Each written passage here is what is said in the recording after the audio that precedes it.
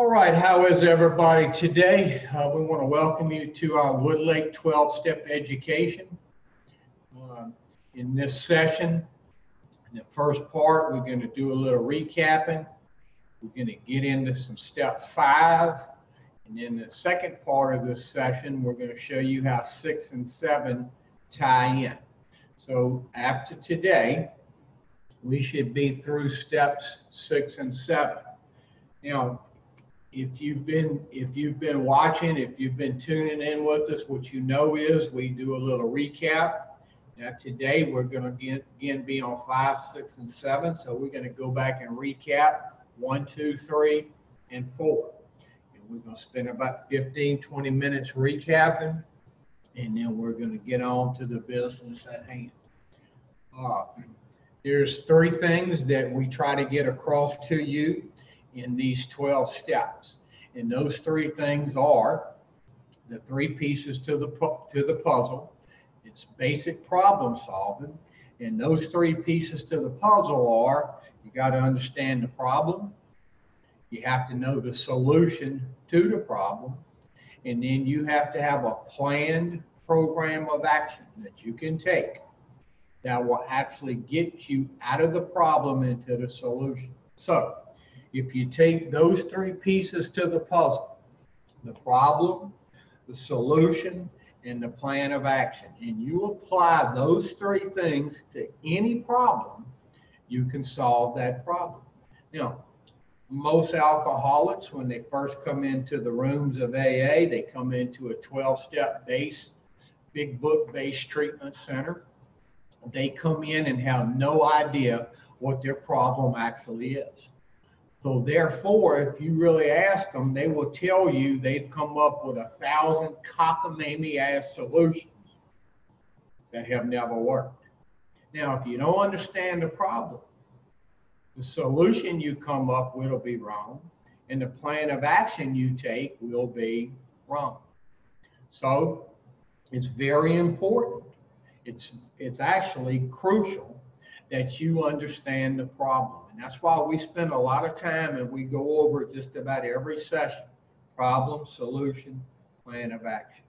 Now, when it comes to your using, the drinking, the drugging part, problem is twofold.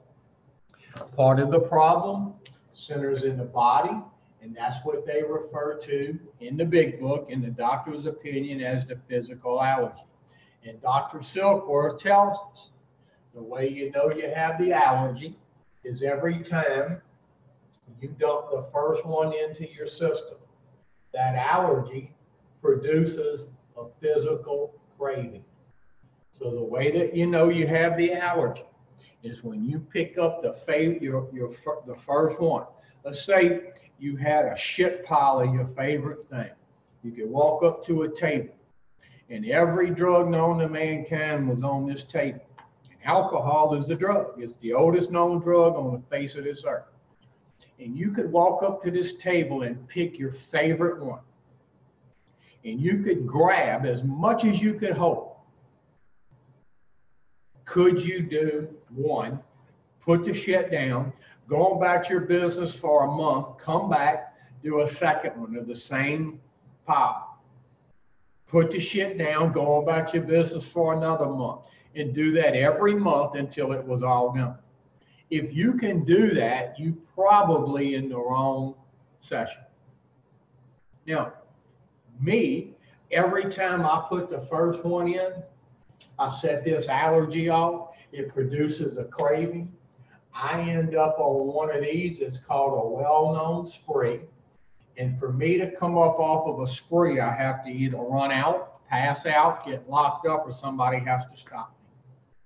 Left to my own vices, if I'm awake and conscious and I got a shit pile of that stuff in front of me, I'm going to stay on that spree. Now, when I finally get stopped, I come up off this spree, I sleep it off. And when I come up for air, I emerge remorseful with a firm resolution not to do it again. They call that the Alcoholics National Anthem.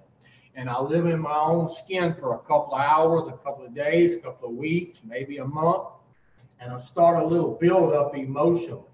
I start to get irritable. I start to get restless. I start to get discontented.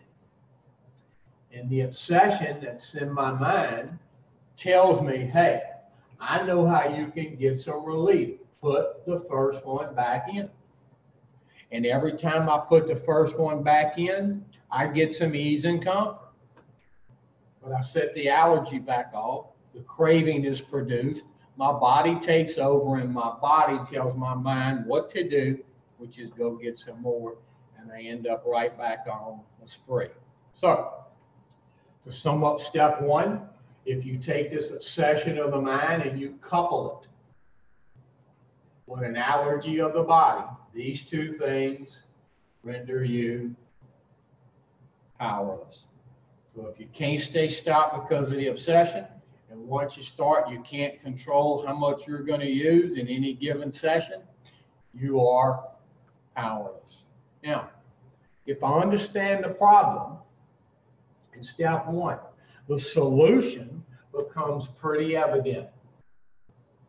Now, for years, I walked around with this problem, really never understanding it. So I would come up with a bunch of cockamamie solutions. I would move, I'd change friends, I'd change my phone number, I'd let somebody hold my money. I would do all kinds of crazy shit, thinking that that would work. And the reason I thought they would work is because I really didn't understand the problem. Now, once I understood the problem, I look back on some of my solutions and I go, well, no wonder that didn't work. Once I understood the problem, this became pretty evident to me that if I didn't do this, I was going to do this. And I didn't want this anymore, so it gave me but one alternative. Now, the solution is only as good as my understanding of the problem. Now, the solution's also twofold. Part of it is the fellowship in AA. That's going to the meetings. And in these meetings, I get a lot of support. That's what the meetings do. They support me. Now, the program of AA over here is the steps. And the directions for the steps are in the first 103 pages of the big book. And what the steps do is change me. See, the fellowship supports, the steps change.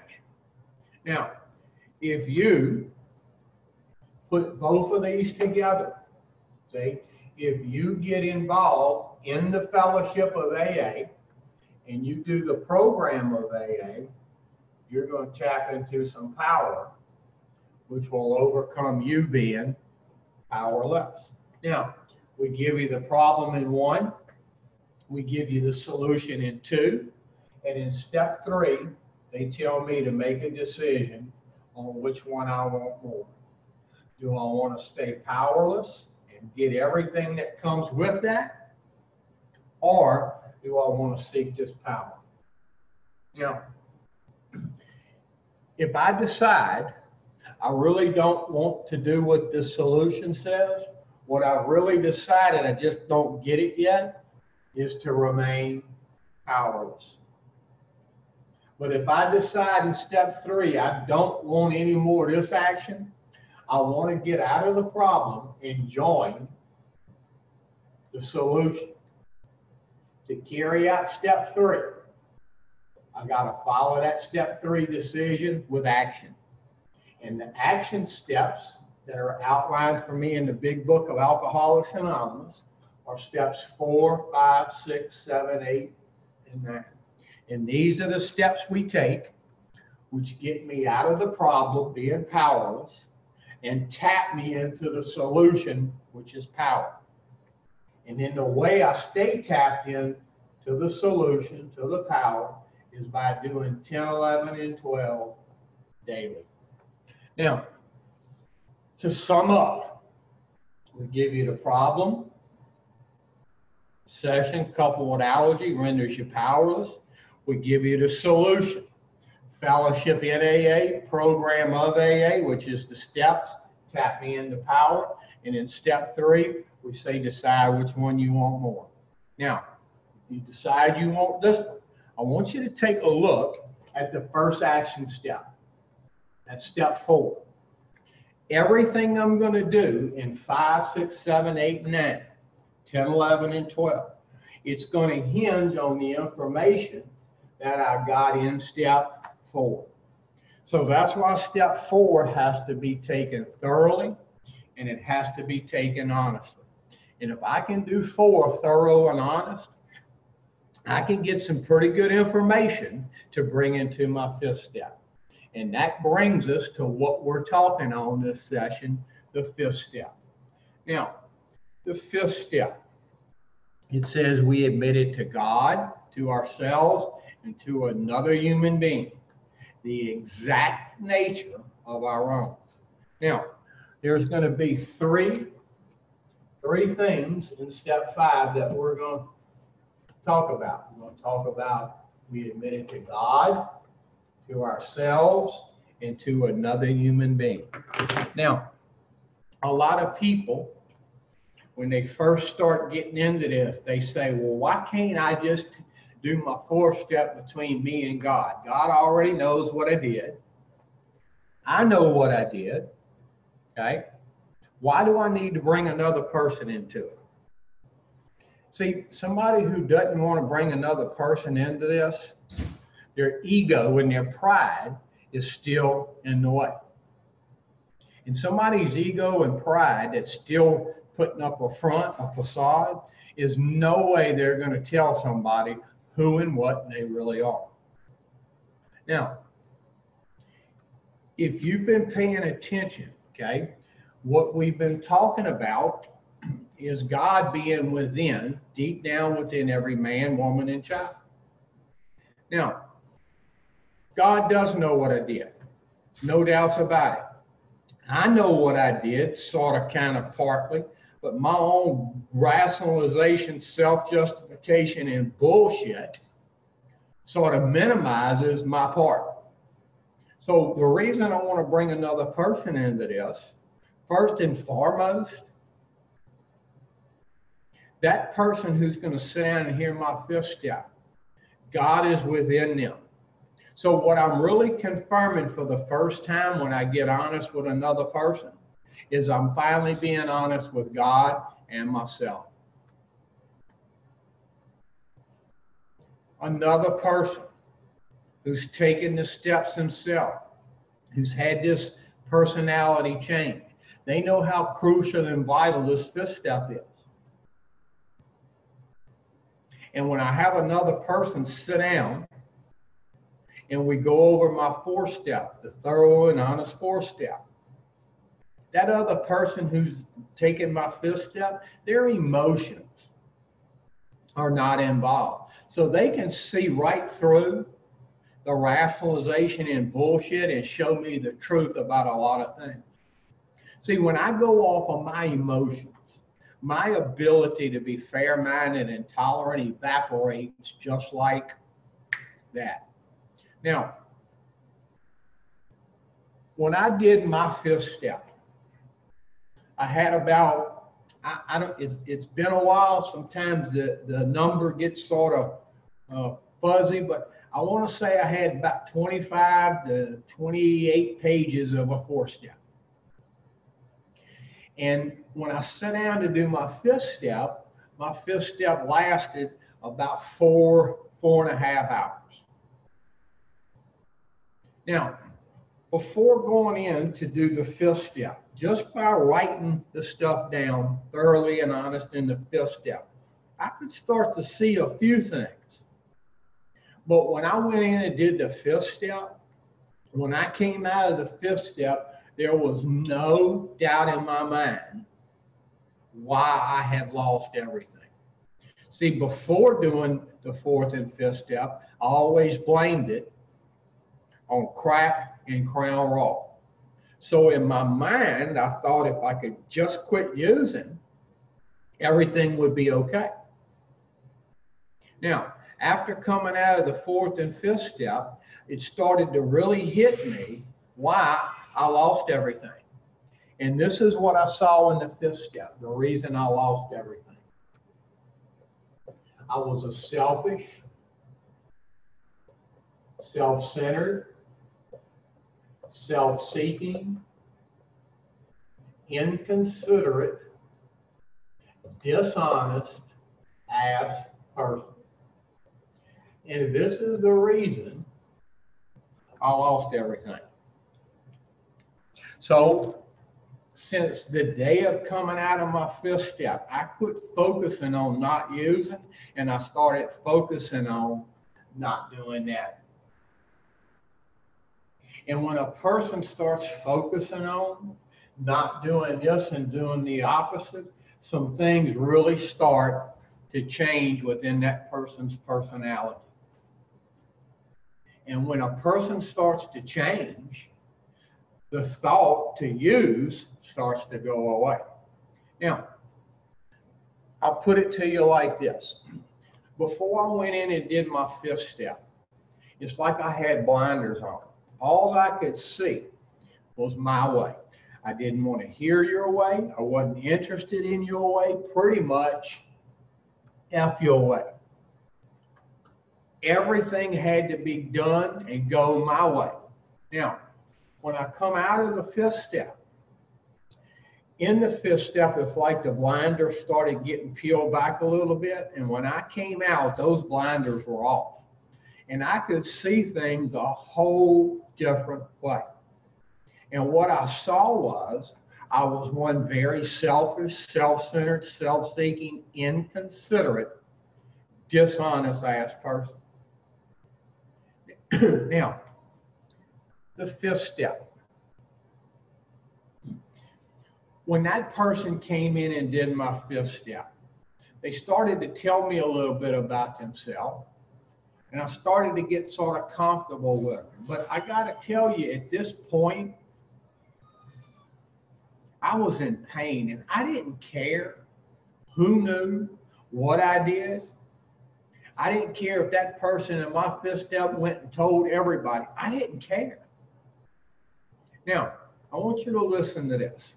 If you get nothing else out of this session today, I want you to listen to this. If you go in and do a fifth step and you bullshit your way through, you're not thorough and honest, you're going to be able to stay propped up for a little while. But when the truth really starts hitting again, you're going to use again, and the pain is going to be unbearable. Now, if you go in and do a thorough and honest fifth step, in that fifth step, are you going to suffer from a little pain and discomfort by telling the truth? You are, for about a couple hours. So, if I don't get thorough and honest in the fourth and fifth step, I'm going to suffer some pain because I'm going to use again, and it's going to be unbearable. If I do a good fourth and fifth step, I'm going to suffer a little bit of pain for about a couple of hours. Now, we're going to get into the book. We're going to get into some step 5. So I want you to turn your big book to page 72. And we're going to start on page 72. The name of this chapter is Into Action. It says, having made my personal inventory in step 4, what shall we do about it? We've been trying to get a new attitude, a new relationship with our Creator, and to discover the obstacles in our path. Now, when you come out of a fifth step, if you've accomplished those 3 things, see, if you got thorough and honest, you got a new attitude. And if you got thorough and honest, it's the first time you ever got thoroughly honest with God. So you're going to start to have a new relationship with your Creator. And what you're going to discover are the obstacles in your path. We have admitted certain defects. We have ascertained in a rough way what the trouble is. We have put our finger on the weak items in our personal inventory. Now these are about to be cast out. This requires action on our part, which, when completed, will mean we have admitted to God, ourselves, and another human being the exact nature of our defects. Now, We're going to talk about the exact nature of a wrong. Look, if I steal something, if I steal $1 or I steal $1 million, the exact nature of that wrong is not stealing. The exact nature of the wrong would be dishonesty, inconsideration, self-seeking, self-centered, and selfish. Look, it doesn't matter if I stole something 1 time or 50 times. If I don't get down to the exact nature of the wrong, the dishonesty within me, and that doesn't change, I'm going to keep stealing. So the exact nature of a wrong is always going to be a character defect, one or all. Okay, back in the book. This brings us to the 5th step in the program of recovery mentioned in the preceding chapters. This is perhaps difficult, especially discussing our defects with another person. We think we have done well enough in admitting these things to ourselves. There's doubt about that. In actual practice, we usually find a solitary self-appraisal insufficient. What that means is, if you don't sit down with another person who can show you some things, it won't work. See, they just told you a solitary self-appraisal won't work. And I'll prove it to you. That's what you've been doing up to this point, is doing it yourself, justifying and rationalizing your bullshit, and it hasn't worked. And it won't work. All right, back in the book. Many of us thought it necessary to go much further. That's the ones of us who have recovered. We will be more reconciled to discussing ourselves with another person when we see good reason why we should do so. The best reason first. If you skip this vital step, you may not overcome shooting heroin. I don't know about you, but that was a pretty good reason for me to do the 5th step. Time after time, newcomers, that would be you, have tried to keep to themselves certain facts about their lives, trying to avoid this humbling experience. They have turned to easier methods. Almost invariably, they used again. Having persevered with the rest of the program, they wonder why they failed. We think the reason is they never completed their house clean. Now, doing this 4th step, there's no reason for you to go through the motions and do a 4th step if you're not going to be thorough and honest. And if you're really thinking about this 5th step, being completely honest, the 4th step's a breeze. But if you're going to hold back in the 5th step, the 4th step will be incomplete. It won't be thorough and it won't be honest. And those 1 or 2 or 3 things you don't want nobody to know, you won't put them down there. Now, if you put everything on your 4th step except one thing, you have not did your 4th step. You did your step. And we know where your steps get you. Nowhere in the big book, and I've studied it extensively. I've been studying it for almost 20 years, the first 103 pages of it. And nowhere does it say, leave shit off your 4th step. It doesn't say that. Now, how many of us, we have 1 or 2 or 5 things we don't want nobody to know? We don't want to know that it happened to us. We don't want people to know that we did it to somebody else. So those 1 or 2 or 5 or 8 things, that's what's really keeping me sick. And those are the things you don't want to talk about, when really that's the things that really need to go on the 4th step. Now, for those of you who don't know this, I went to treatment twice. The first time I went to treatment, I went because people were pushing me and prodding me. I had an ex-wife, I had parents, I had legals. They were telling me, if you don't go to treatment, You're not going to be able to see your kids. You can't come to our house, and we're going to drop the hammer on you. So the first time I went to treatment, I went to get people off my ass. So when they gave me the 4-step papers, quite naturally, guess who wasn't ready to do a thorough and honest 4-step?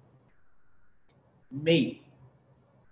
So I dressed it up and bullshitted my way through. So when I did the 5th step, it was just like a confession. I really never saw the root of my trouble. Now, we fast forward about 6 months later. I get out of treatment the first time. I'm going to some meetings, but I'm doing nothing stepwise. And the reason I'm going to the meetings is because my people know a little bit about AA, and they know I'm supposed to go to some meetings. So after about 6 months of going to meetings, as Bill says in the big book, for about 3 of those months, the goose hung high. But what was sitting right back here, especially around that 4th month, was the obsession. And it started working on me. And it started saying, bruh, man, look, they ain't watching you like they was. You getting a little irritable. You need some ease and comfort. And about that 6-month mark, guess what got through? The obsession. And when it did, I put the first one in. And when I did, I knew exactly what was coming.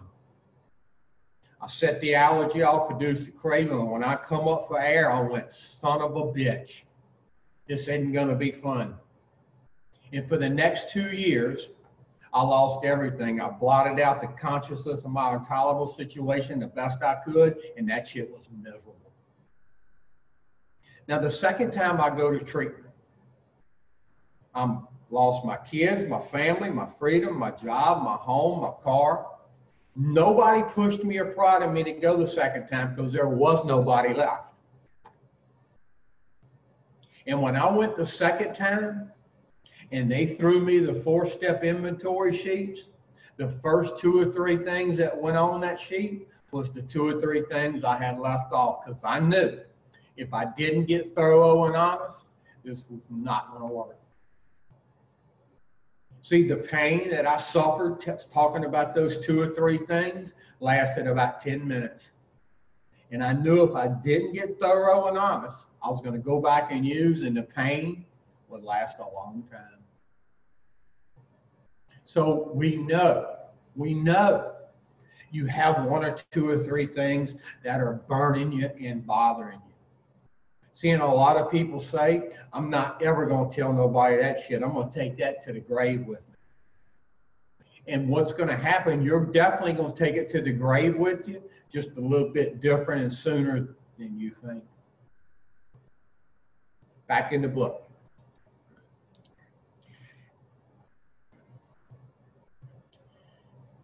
We're going to start the second paragraph down where it says more than most people. It says more than most people, alcoholic leads a double life. See, look, normal, average, temperate people, whatever the hell that is, they do it too. But alcoholics, we do it more. We do actually everything more. We drink more, we smoke more, we do more crack, we do more cocaine, and these defects of character, we magnify more. Now, it says us alcoholics, we lead a double life.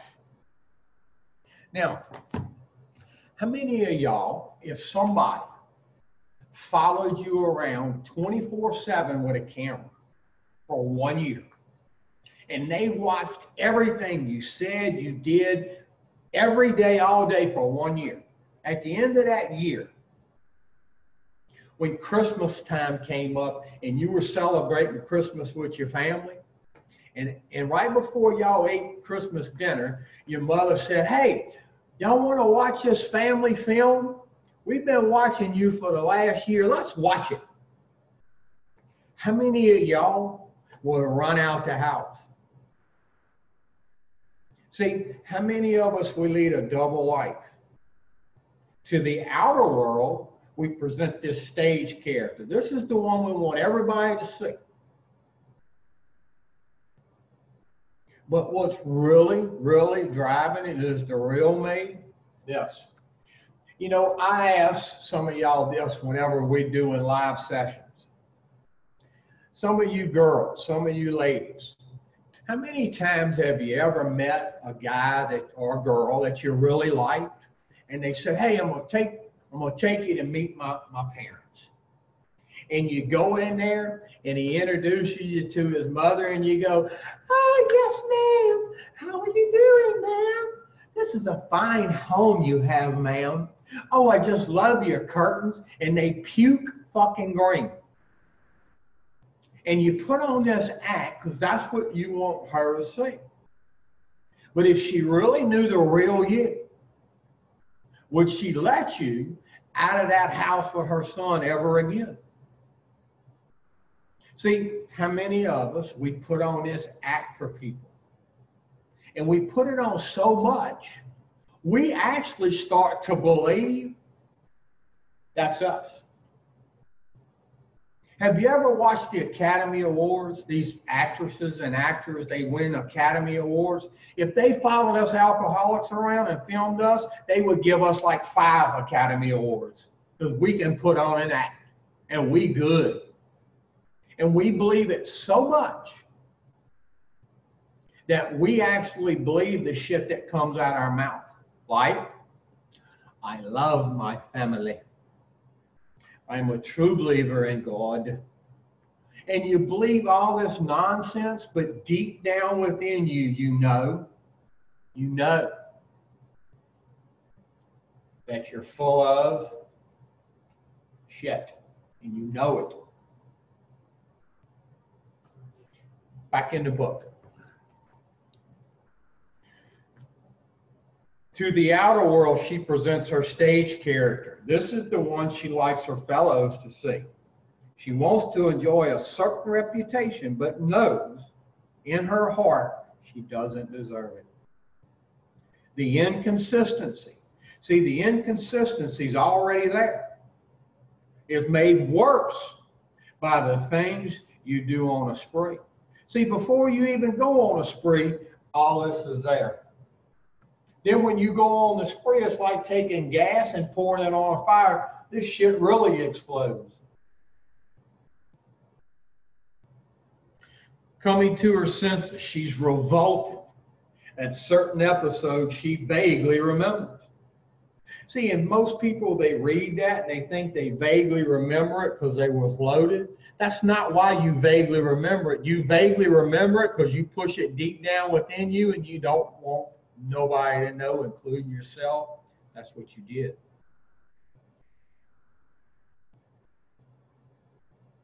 These memories are a nightmare. She trembles to think someone might have observed her. As fast as she can, she pushes these memories far inside herself. She hopes they will never see the light of day. She's under constant fear and tension. That makes for more shooting heroin. Look, us alcoholics, left untreated, we're not bad people. We're sick people. And it's a good thing we're sick and not bad. And the reason we know we're not bad people because God don't make bad people.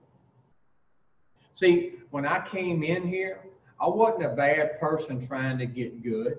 I was a sick person trying to get well. And even today, after all these years, I can still be spiritually sick. That's why 10, 11, and 12 is there for me every day. I'm never going to be cured. What I have is a daily reprieve, contingent on me not doing this shit and doing the complete opposite. We're going to talk about that in the next part of this in 6 and 7. All right, back in the book. Psychologists are inclined to agree with us. We have spent thousands of dollars on examinations, but no few instances where we have given these doctors a fair break. We have seldom told them the whole truth, nor have we followed their advice. Unwilling to be honest with these sympathetic men and women, we were honest with no one else. Small wonder many in the medical profession have a low opinion of alcoholics and their chance for recovery. You see, psychologists, psychiatrists, social workers, doctors, they don't like working with us. Matter of fact, most of them hate it. See, because we won't tell them the whole truth. We won't follow their advice, but the real reason they don't like working with us alcoholics, we don't pay our damn bills. Now, back in the book, it says we must be entirely honest with somebody if we expect to live long or happily in this world. Now, I want you to go over to page 75 in the middle of the page. These are the instructions for a good fifth step. Now, they're complicated, so you have to really listen.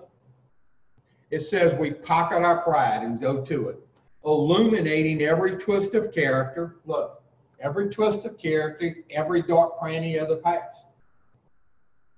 Once we have taken this step, withholding nothing, we are delighted. Now, that's the directions for a fifth step. They're not that complicated.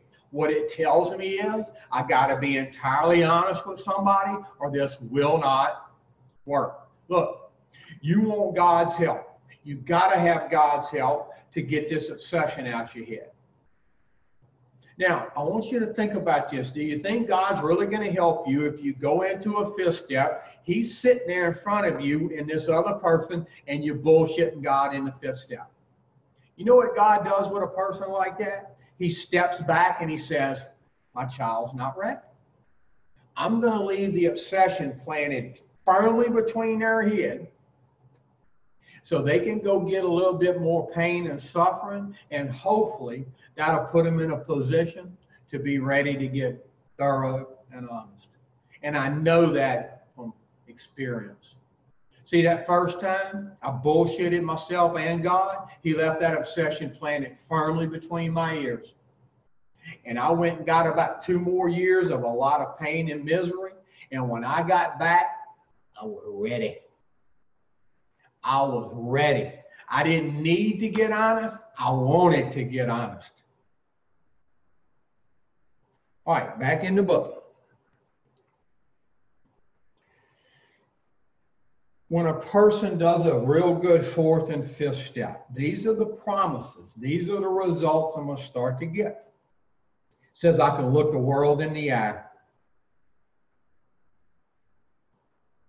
I can be alone at perfect peace and ease. My fears fall from me. I begin to feel the nearness of my Creator. I may have had certain spiritual beliefs, but now I begin to have a spiritual awakening. The feeling that the heroin problem has disappeared will often come strongly. I feel as though I'm on a broad highway walking hand in hand with the spirit of the universe. Now, I don't know about you, but those are some pretty good results for a person like me. Look, it says I can look the world in the eye. I can remember when somebody would ask me something and I'd start doing all this shit. I'd get real squirrely and I'd look this way and I'd look this way and I'd look this way and I'd look this way because I was trying to think of a good story, some good bullshit to tell them. See, today, I can look you in the eye.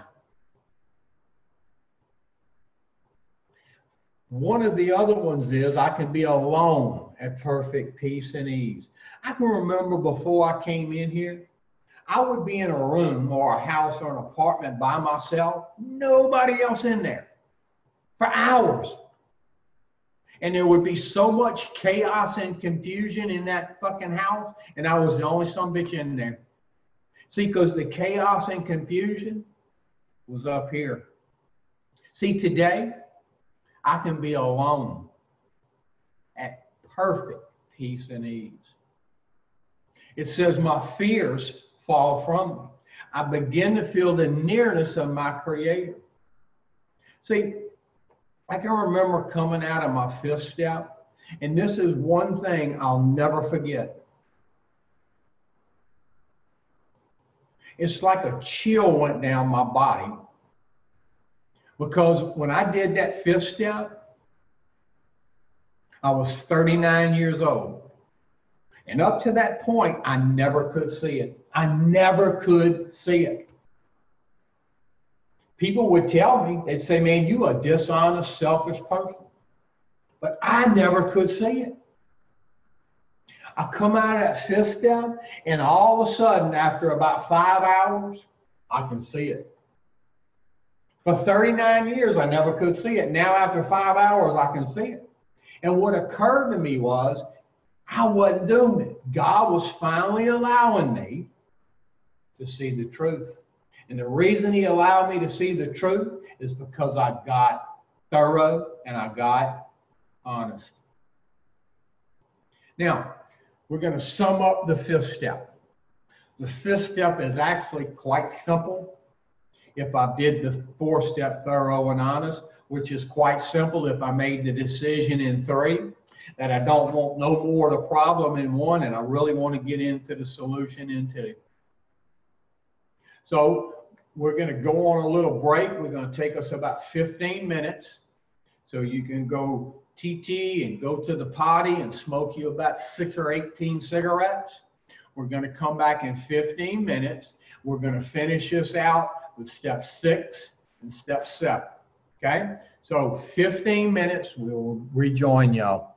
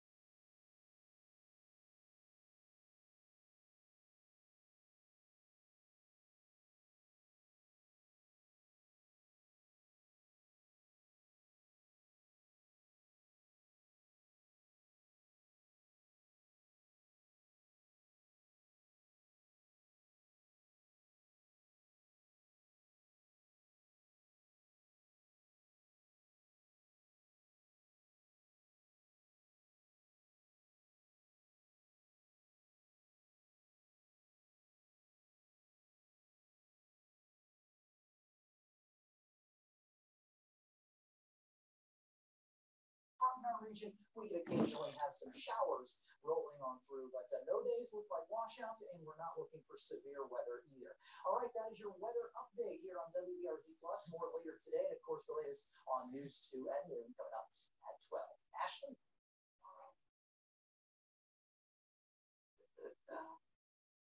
News on News 2 at noon. You can always check out our website as well, WBRZ.com. Have a great day. Stay safe. Home is our specialty, and love is our priority. So let's stay home and keep love in our hearts. Encourage our loved ones, because we're stronger together. Ashley Home Store. This is home. Here. And so are the great prizes in the WBRZ Hop in the Spring giveaway. Hop over to the WB. We've got lots of fantastic prizes courtesy of our Hop in the Spring sponsors. Prizes provided by Home Furniture Plus Bedding, the Ambrosia Bakery, Wyland Plastic Surgery, and Louisiana Casual Living. Entry is quick and easy. Go to WBRZ.com today and hop in the spring.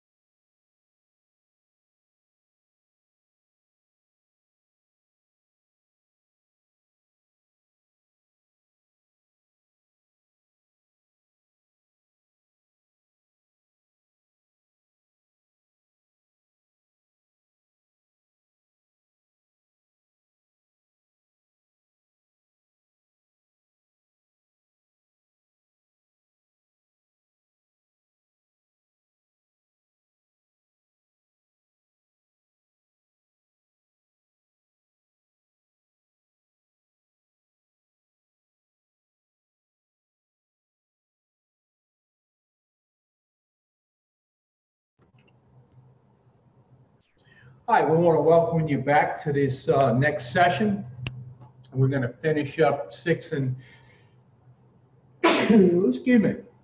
We're going to finish up step 6 and 7, and then tomorrow, next session, we will get into some 8 and 9. Now, if you're joining us remotely, if you're tuning in, could you please make sure that your mic is muted? Because if you're tuning in and watching us live and your mic is not muted, we can hear what you're saying, and you pretty much mess up the whole recording. So if you're joining in remotely, what we ask is that you go and mute your mic, okay? All right, so we're going to get into 6 and 7. If I did a thorough 4th step and a real good 5th step, I got some authentic information now, which is going to come into play with 6 and 7. Now, if you're coming into this and you're sort of new, most people when they first come into a treatment center, 12-step based, big book based treatment center, they come into the rooms of AA. Most people, including me, I was convinced that the root had destroyed me. The reason I lost everything was because of my drinking and my drugging. Now, what I know today is, and what I really started to see coming out of that 5th step, is the reason I lost everything was because of my dishonesty, my inconsideration of other people, my selfish, self-centered, and self-seeking personality. Now, what the steps do, not the meetings, the steps. If I take the steps and I continue taking them, what I'm going to start to have is a personality change or a spiritual awakening. Now, on the board here, we have a personality. A personality is nothing more than a group of thought processes that I've ingrained up in this little box year in and year out. That's my personality. Now, I want you to really, really listen to this, okay? The main problem for the alcoholic centers in this little box right here. That's where the obsession is. The personality centers in the same box. So the obsession, the idea, the thought to use, and the personality are sort of like intertwined. Now, if I keep the same personality, I'm just sober now, but nothing else changes. I'm going to keep the obsession and I will use again. Now, once I start taking these steps, 4, 5, 6, 7, a new personality starts to come into my little box up here. And it starts to push the old personality and the obsession, which are one and the same, out.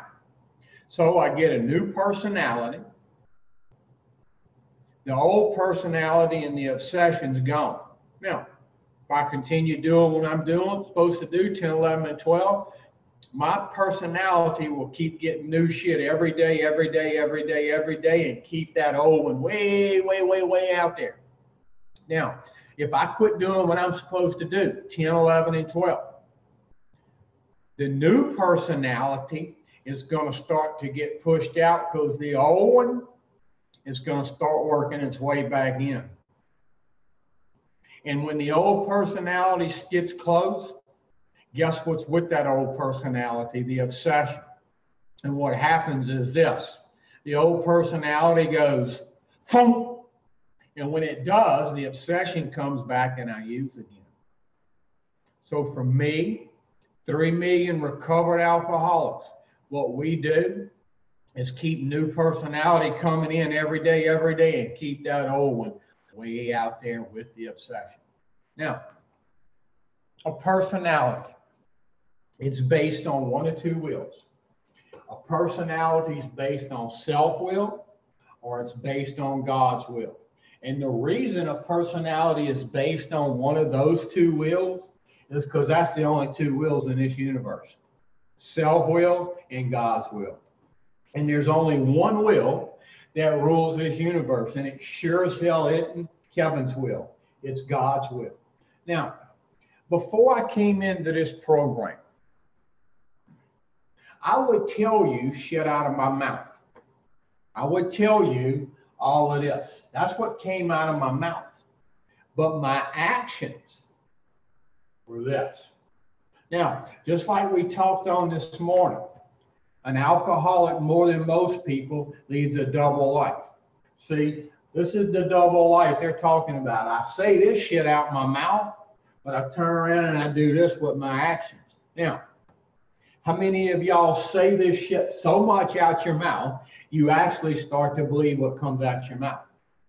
But other people, they're seeing your actions. They're having to live with your actions, your dishonesty, your selfishness, your inconsideration. So what they get to see is the real you, but you keep telling them out your mouth that this is you. So when they start calling you on your bullshit, you do one of two things. You get mad as hell, or you just laugh it off. Now, there's a way that you can tell if this is you, if this is your personality by your actions, or this is. One way you can tell, people who live like this, these are their actions, who live in God's will, don't end up in treatment centers. So that's an indicator that's you. Now, results. Results don't lie.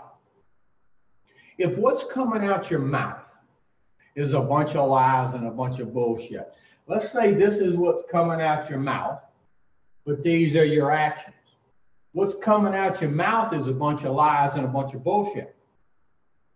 So you take actions based on a bunch of lies and a bunch of bullshit, and the results are disastrous. Now, if what's coming out your mouth is your actions, this is actually the truth. See, if what's coming out your mouth is the truth, you take actions based on the truth, and the results are pretty good. So what you got to ask yourself is, what kind of results are you getting in your life? Disastrous or great? And I've never seen a person go into a treatment center and tell the intake person, hey, I'm coming for 28 days because shit's going marvelous for me.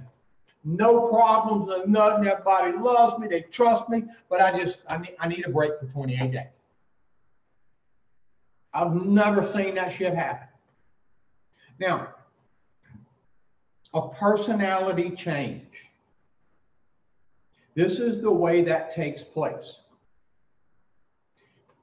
If I'm here and I want to go here, see, I want to make that change, I have to quit doing what I want to do and make myself do some things that I really don't want to do. Now, let's take a person who comes into this program and all they want to do is stay sober. They don't really want to change because they believe they don't really need to change because they're a pretty good old gal. They just drink and drug a little too much. That person will stay like this and never make the change personality-wise. So if the personality never changes, guess what stays up here? The obsession. And guess what that person will do again? Use. Now, how does a person go from this to this? We're going to talk about something that most people do not like to do, and that's change. Alcoholics hate change. The way you change is by replacing what you want to get rid of. I'm going to repeat that again. The way a person changes is by replacing what you want to get rid of.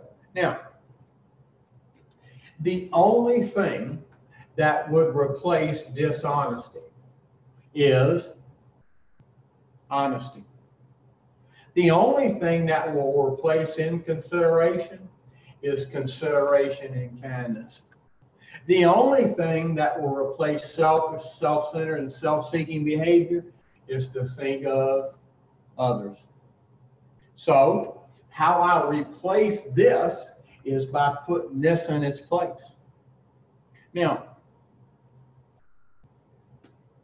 most people say, well, I'm just going to quit being dishonest. Well, to quit being dishonest, you got to replace that with honesty.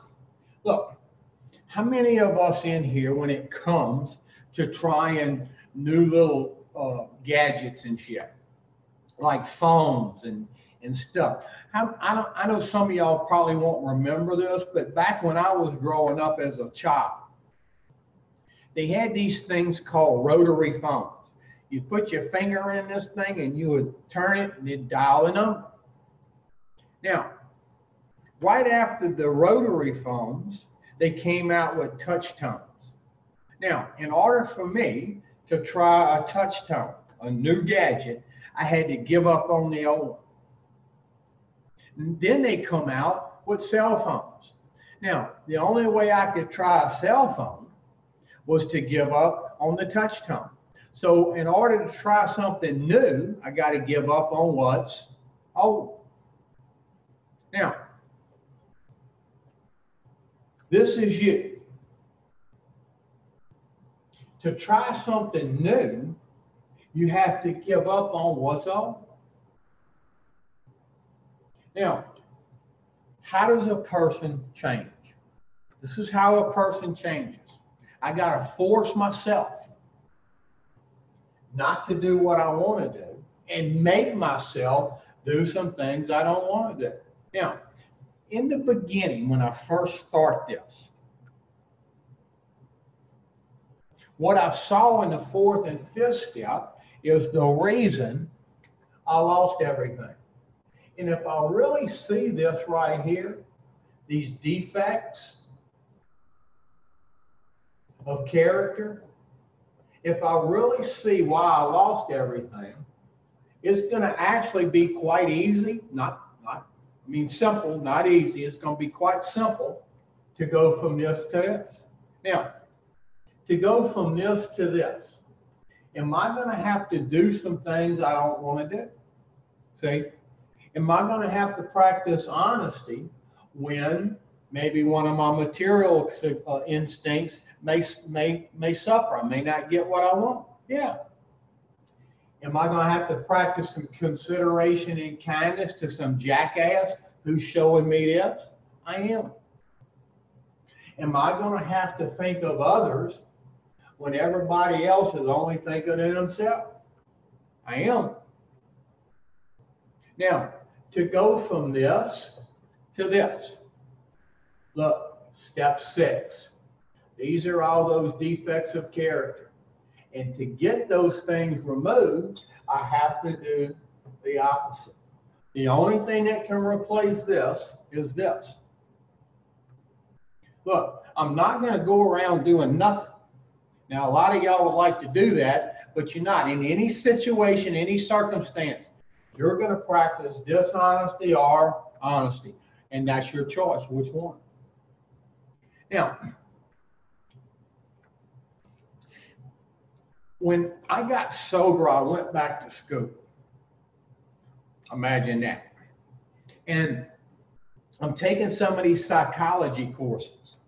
And one of the things that really stuck with me, they say it takes about 90 days, if you practice a behavior, it takes about 90 days for it to become a part of your personality. Now, if you study the big book, see, in the back, the appendix 2, they put this appendix in the back of the book because they wanted to correct some things in the first 103 pages. The appendix in the back says it takes a couple of months for the spiritual awakening or the personality change to really take hold. And a couple of months is about 90 days. Now, I don't know about you, but me, I practiced this shit in my personality for a bunch of 90 days. And this was ingrained in me.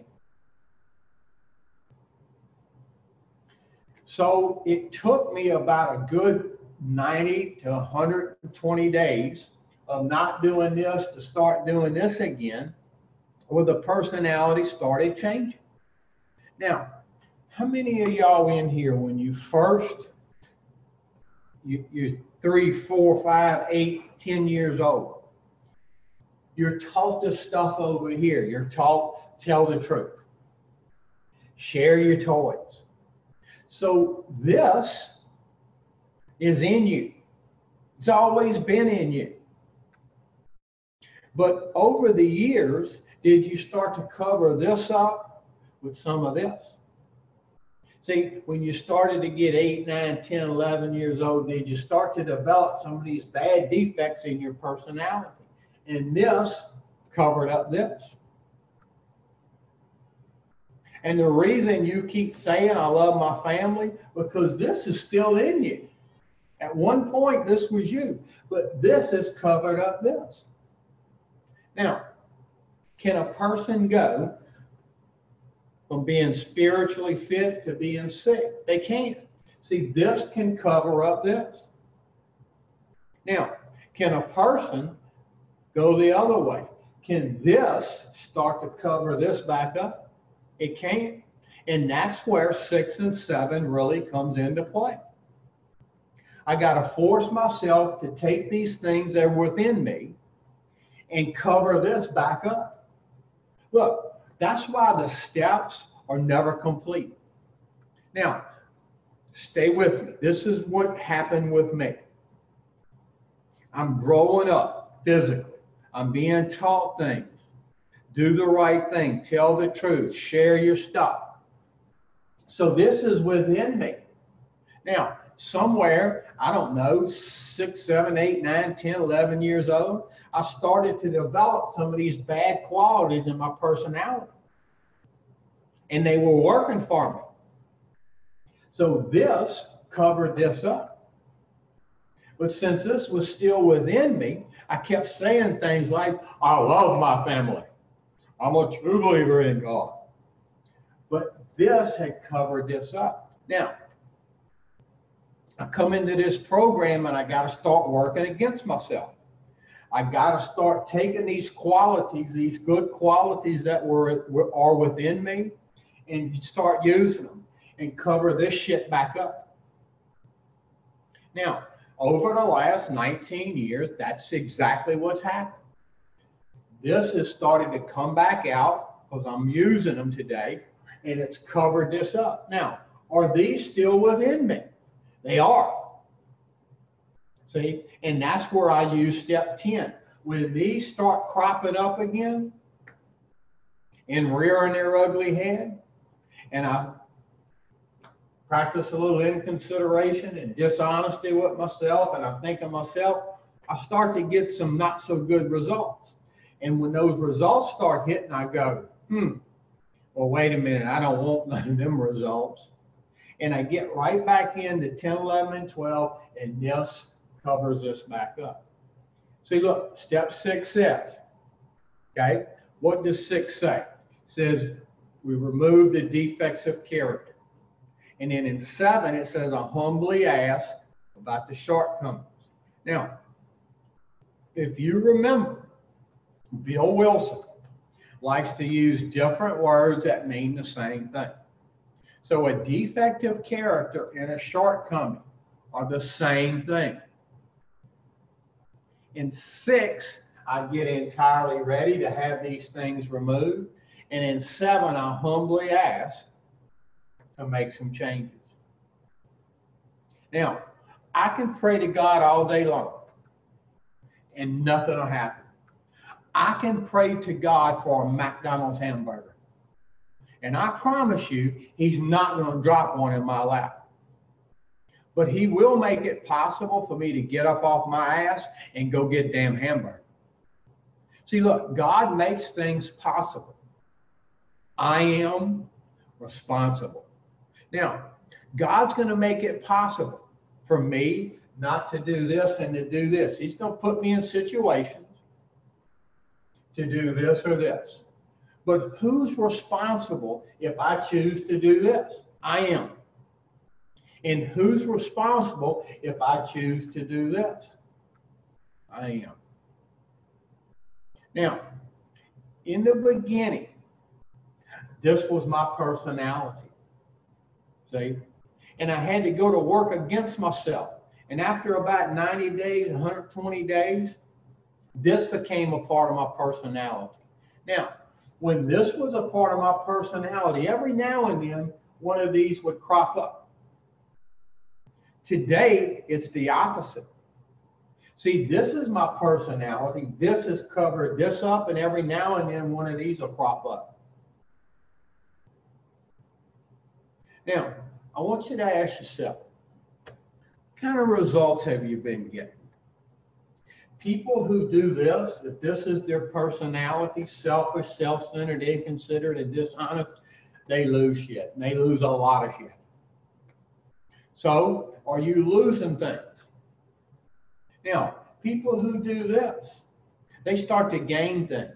They start to gain self-esteem, companionship, personal relationships, material security, emotional security.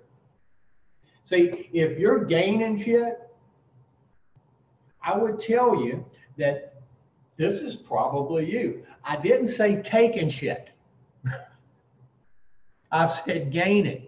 There's a difference between you go and take somebody's shit with dishonesty or doing the right thing and practicing honesty and gaining it. Now, when I would, before I come into this program, this is my personality. And what I would do is I would take and snatch and grab, thinking I would get what I wanted.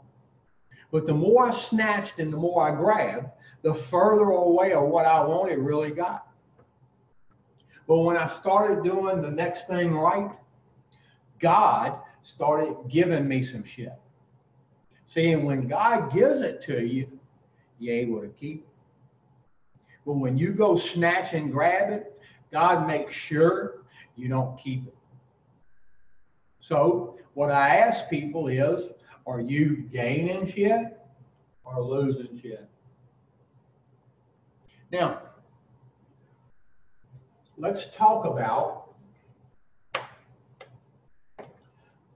shortcomings and defects of character.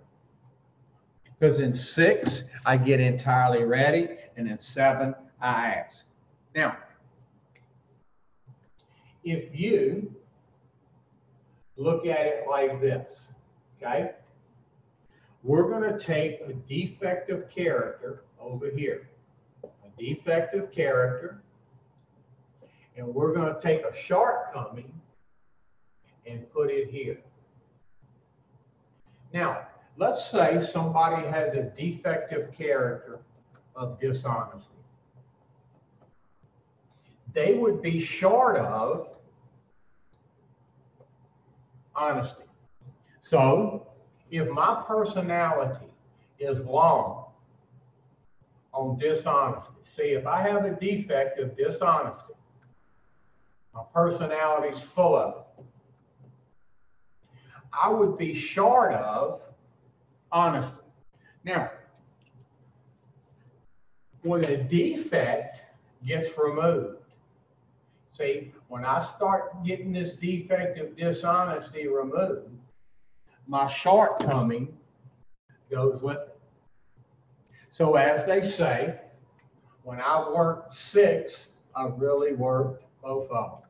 So when a defect gets removed, the shortcoming goes with it. So if I can get dishonesty removed, I'm not short of honesty anymore. And the only thing that will replace dishonesty is honesty. So in 6, I get entirely ready, and in 7, I humbly ask. Now, how does a person get entirely ready to have these defects of character in 6 removed? Okay? If you look in the big book, 6 and 7, they're the 2 least talked about steps in the whole book. In 6, they have a little paragraph about like this, and in 7, they have another little paragraph about like that. Now, The reason they're the two least talked about steps, 6 and 7, is because they already talked about them in steps 1 through 5. See, the way a person gets entirely ready to have these defects of character removed is by doing steps 1 through 5. And if you've done 1 through 5, like the book says, you are entirely ready to have these defects removed, and you will do whatever it takes to replace dishonesty with honesty. Now, we're going to close this session up with this. We're going to go back into the big book, and I want you to go to page 75, the last paragraph on page 75. Now, this is where 5, 6, and 7 tie in. Now, when I do a 4-step and a 5th step, okay, when I come out of my 5th step, we're going to read what it says to do. Some people call it the hour of power, okay? And we're going to read what it says. And what it basically says is, after the 4th and 5th step, says I return home where I can find a quiet place for an hour. And I do 6 and 7 for the first time. Now, the step 8 list is already made for me. I did it when I did the harms list, and I pulled some people off the resentment, fears, and sex conduct and put them on the harms list. So the amends list is already made for you. If you've done 4 and 5, you've already did the step 8 list. You just have to transfer it from a harms list to an amends list. And I start making these amends when people are put in front of me. So when I come out of the hour of power, I'm ready to start doing some 10th stepping, because now I have a plan. I've already did some of this, so I sort of know how to start doing 10. And in step 10, it says, I start doing this as I cleaned up the past. Well, we're going to read what it says in the book after the 5th step. It says, returning home. I find a place where I can be quiet for 1 hour. Seeing it does say 1 hour. It don't say in 6 months or a year. It says I'll wait 1 damn hour. I carefully review what I've done, the first 5 steps. I thank God from the bottom of my heart that I know him better. If you've done a 4th and 5th step, you know him better. I take this book down from the shelf and turn to the page which contains the 12 steps, carefully reading the first 5. Say, the first 5 proposals. And I ask if I have omitted anything. For we are building an arch that we shall walk a free man at last. Now, they want you to ask yourself some of these questions in that hour. Is your work solid so far? Say, have you done 1 through 5 and left out nothing? Are the stones properly in place? Say, have you did them as numbered? Have you did 1, then 2, then 3, then 4, and then 5?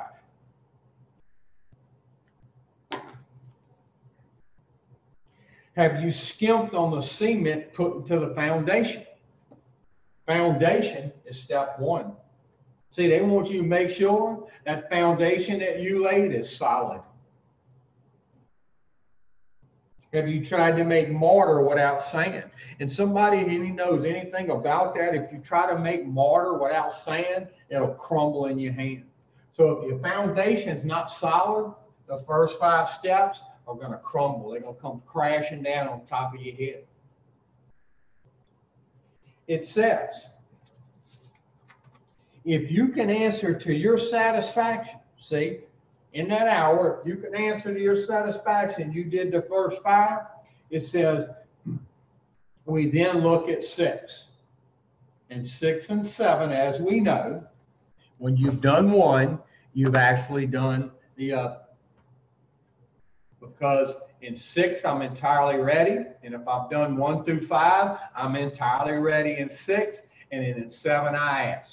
And then I get off my ass and I start taking some action. Instead of being dishonest, honest. Instead of inconsiderate, considerate. Instead of thinking of my damn self all the time, I think of others. It's that simple. It's not easy. It's simple. Now, today, when I wake up in the morning and I do my little morning meditation, right when my eyes pop open, what I start focusing on is not doing what I want to do, and start doing what God would have me. Instead of selfish, self-centered, self-seeking, I do try to think of others. Am I perfect? No. Instead of being inconsiderate, I try to practice some consideration and kindness. Am I perfect? No. And instead of practicing dishonesty within myself, I try to practice some honesty. Am I perfect? No. But what I do today is I really make an effort. And I think that God knows when somebody's really trying to live in His will. And when they try really hard to live in God's will, God starts to give me stuff. So to sum up this part of the program, we've got to step 7. Next session, we're going to jump into 8 and 9, and we're going to show you how to make some of these amends, when to, when not to, okay? But I think at this point, if somebody's done 4 and 5, 6 and 7, they've done some pretty good work. And what they should really start to see, what they should really start to feel, is their thinking is going to start to change. And when your thinking changes, your actions change. And when your actions change, the results that you start to get will blow your doors off. And if somebody is getting good results, they start to feel good, things start to go pretty good. And if they're feeling good, they would never dream of putting something in them to change the way they feel. Thank y'all. We will see y'all next session. Y'all have a good afternoon.